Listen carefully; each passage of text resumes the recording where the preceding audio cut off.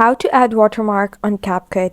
Hi guys, in this video I'm going to show you step by step that how you can add watermark on Capcut. So let's dive in. So here you can see I'm on my Capcut app, and now you have to just choose a project that you want to work on and then click this plus sign and add it to the track. And now go to the text option, click it, and then click this plus sign and add text to the track. And now you simply have to adjust the placement by dragging it over here and choose its time.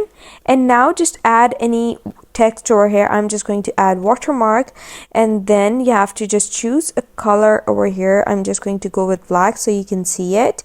And now you can just adjust the size over here by dragging the text over here by the corners. And once you're done with that, you have to come to the font section, and here you can choose any font for your watermark.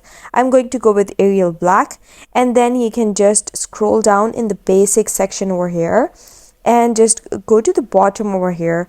And now you can choose to add a background over here. And now I'm just going to add a gray background over here.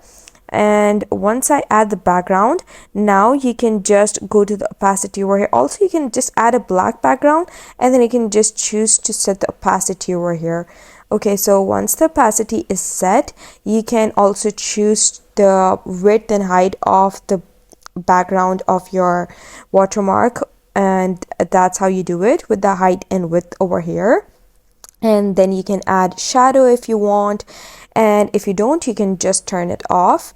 And then you have to go to the top, and here you have to adjust the opacity of your text. So here you can see I can just adjust the opacity of my text over here, and once done, you're good to go. And that's how you add a watermark on your Capcut in PC. I hope you found the process easy and liked my video, and if you did, please don't forget to like and subscribe my channel.